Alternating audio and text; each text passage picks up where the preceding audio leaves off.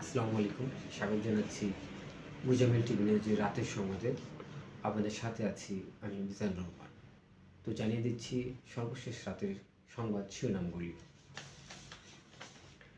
জুলাই হত্যাকাণ্ডের মামলার জব্দ আলামত প্রদর্শিত হবে জুলাই স্মৃতি জাদুঘরে।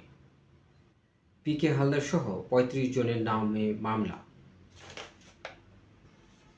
ফের শৈত্যপ্রবাহ আসছে। পাহাড় কাটায় দায়ী ব্যক্তিদের বিরুদ্ধে কঠোর ব্যবস্থার নির্দেশ নৌ উপদেষ্টার। নির্বাচনে ফেসিবাদের দোসরদের ঠেকাতে ফরিদপুরে মশাল মিছিল।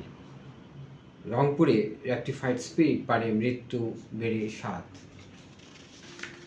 এবং ফতুল্লায় এনসিপি প্রার্থীর উপর হামলা চেষ্টা, আহত ২।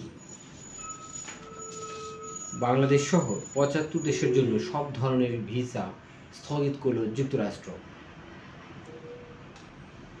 সংবাদ সম্মেলন করে ছাত্রলীগ নেতার পদত্যাগ। রাজশাহী বিভাগের সব আসনে বিএনপি জিতবে বলছেন মিনু। এবার আন্তর্জাতিক। বাংলাদেশ সহ ৭৫ দেশের জন্য সব ধরনের ভিসা স্থগিত করে যুক্তরাষ্ট্র। গিনেস রেকর্ডে যুক্তরাষ্ট্রের মিনি। ইরানের সঙ্গে বাণিজ্য অব্যাহত রাখার ঘোষণায় রাশিয়ার। আল জাজিরার বিশ্লেষণ। ইরানের উপর হামলার জন্য ট্রাম্পের সামরিক বিকল্পগুলো কী হতে পারে? মার্কিন ঘাঁটি থেকে সেনা প্রত্যাহার নিয়ে যা বলল কাতার। গাজা গণহত্যায় ইসরায়েলকে সহায়তা করছে আরব আমিরাত। ভয়ঙ্কর সংকটের দিকে এগোচ্ছে ফ্রান্সের অর্থনীতি।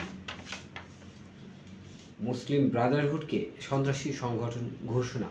যুক্তরাষ্ট্রের সিদ্ধান্তকে স্বাগত জানিয়েছে সৌদি। ইরানে অবস্থানরত নিজেদের নাগরিকদের জরুরি নির্দেশনা। ভারতের চলন্ত ট্রেনের উপর ক্রেন ভেঙে পড়ার ঘটনায় নিহত বেড়ে ৩৫।